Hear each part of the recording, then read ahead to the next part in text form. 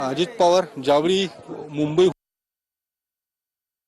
त्यावेळी खासगी एका छोट्या विमानानेच ते बारामतीमध्ये दरवेळी येत असतात।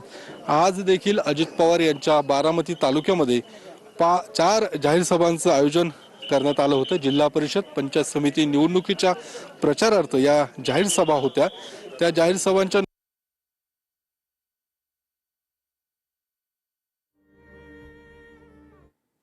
तर ज्या जेटमधून अजित पवार गेले तेच जेट त्यांच्यासाठी आज काळ बनलेला आहे। अजित पवार यांच्यासह आणखी 5 जणांचा यामध्ये मृत्यू झालेला आहे। त्यातले एक बारामती आणि मुंबईतले देखील आहेत। तर कार्यकर्त्यांचा हा आक्रोश आपण या ठिकाणी पाहतोय। तर नेते देखील या ठिकाणी पोहोचताना आपण या ठिकाणी पाहायला मिळत आहेत।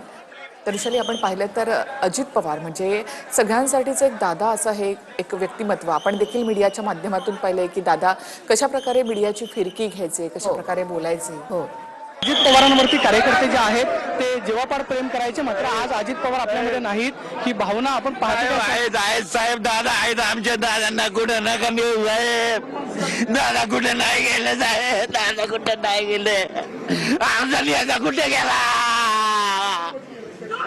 दादा दादा दादा कुठे गेले, आहो साहेब जाऊ द्या, साहेब जाऊ द्या साहेब। कार्यकर्ते जे आहेत ते हॉस्पिटलमध्ये जाण्याचा प्रयत्न करतायत कारण दादा आपल्यामध्ये नाही। आइडेंटिफिकेशन जांच कंफर्म होने के बाद हम आपको अपडेट करेंगे। घटनास्थल पे अभी क्या क्या किया जा रहा है? घटनास्थल पे अभी एक्सपर्ट टीम है जो उसकी पानी चल रही है और उसमें जो भी जांच में सामने आएगा वो आपको रिपोर्ट अपडेट कर दी जाएगी। कुछ खुला है या ब्लैक बॉक्स लेके कुछ आप लोग? ये एक्सपर्ट टीम का काम है, वो टीम अपनी जांच कर रही है। के कारण ऐसा कुछ रीजन बता? ये सारे रीजन एक एक्सपर्ट ओपिनियन के बाद ही दिए जा सकते हैं कि एग्जैक्टली क्या रीजन होता है। Thank you.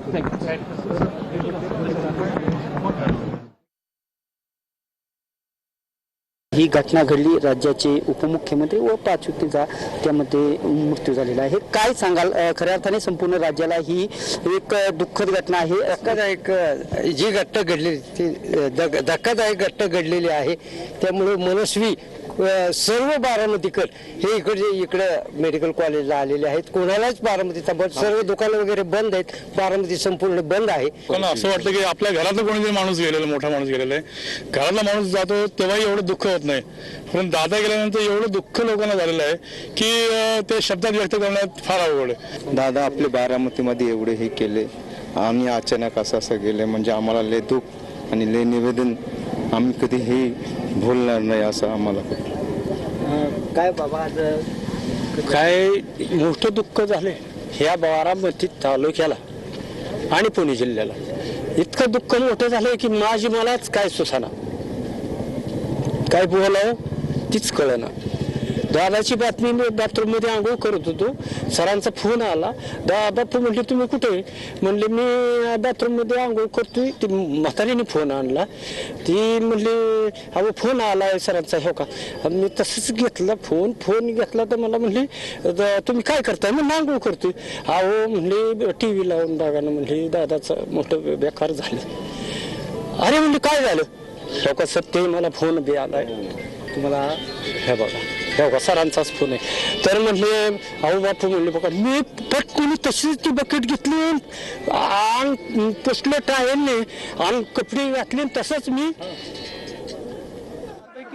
या ठिकाणी या सगळ्या परिसरामध्ये जे आहेत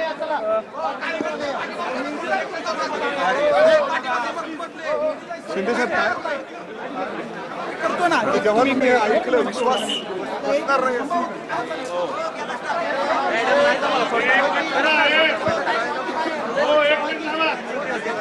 पाहतोय की सयाजी शिंदे हा कार्यकर्त्यांचा आक्रोश या ठिकाणी ऐकायला येतोय।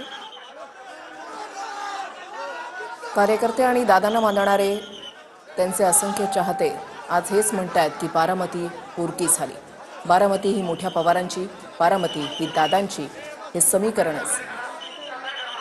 आणि बारामती घडवत असताना बारामतीमध्येच अशा पद्धतीनं दुर्दैवी घटना घडत दादांचं निधन होणं हा एक विचित्र योग या ठिकाणी म्हणावा लागेल। नक्कीच वैशाली, आपण पाहतो की दादांच्या आसपास असणारे त्यांचे कार्यकर्ते, त्यांचे कुटुंबीय आज या ठिकाणी आपल्याला पाहायला मिळत आहेत. तर कार्यकर्त्यांचा आक्रोश दुसऱ्या बाजूला आहे. काम केलं होतं तशा तऱ्हेने काम करण्याची प्रवृत्ती आपल्या कार्यकर्त्यांना या ठिकाणी पाहिलेली आहे. हीच प्रतिक्रिया संपूर्ण देशातल्या नेत्यांची खरं तर आहे. प्रातिनिधिक अशी ही प्रतिक्रिया या ठिकाणी आहे. एक महाराष्ट्राच्या देशाच्या राजकारणामध्ये त्यामुळे एक पोकळी निर्माण झालेली आहे. महाराष्ट्राचं समाजवान कळलेलं नेतृत्व हरपलं, अशाच भावना ज्या आहेत त्या आज व्यक्त होत आहेत. वोटों के अंतर से वो जीत के आते हैं. इसका अर्थ ऐसा है कि उनके पीछे एक बहुत बड़ा जनसमर्थन रहा है और कार्यकर्ता दादा को सिर्फ दादा नाम से या शब्द से नहीं पुकारते थे.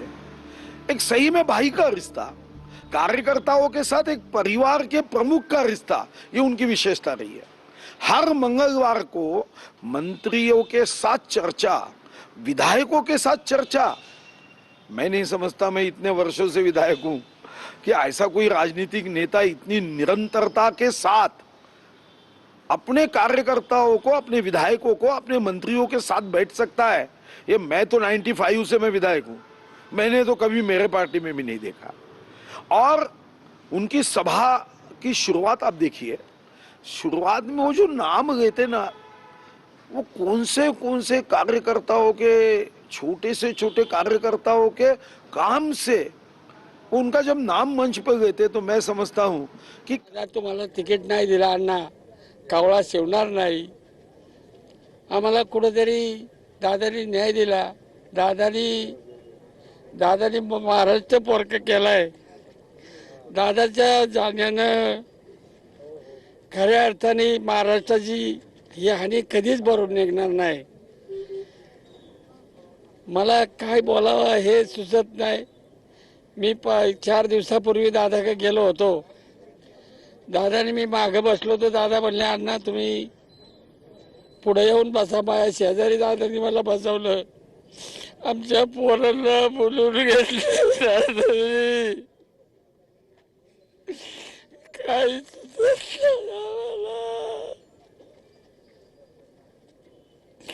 दादा सारखा माणूस जन्माला येणं नाही परत. कार्यकर्ते आहेत महाराष्ट्राचा दादा गेला. दादा होता.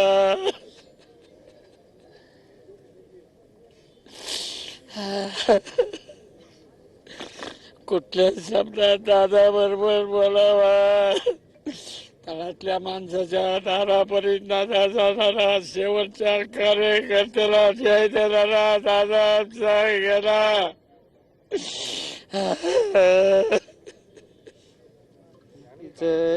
जे कार्यकर्ते आहेत किंवा जे नागरिक आहेत, असा नागरिक नाही की ज्यांनी महाराष्ट्रात व्यक्त होत्या.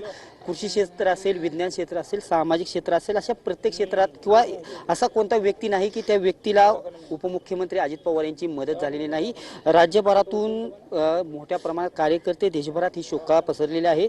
मोठे बारामतीच्या परिसरातील नागरिक असतील किंवा राज्यभरातील राष्ट्राचे मोठ्या प्रमाणात कार्यकर्ते बारामतीमध्ये दाखल झालेले आहेत. खऱ्या अर्थाने सकाळी ही 9:15 वाजता केवल शरद पवार चंद्र जी के नेफ्यू है बोल के नहीं, लेकिन उन्होंने अपनी खुद की जान पहचान की बढ़ाई और महाराष्ट्र के पॉलिटिकल जीवन में उन्होंने अपना खुद का नाम बढ़ाया. आज इस तरह के नेता मिलना और एक करेजसली काम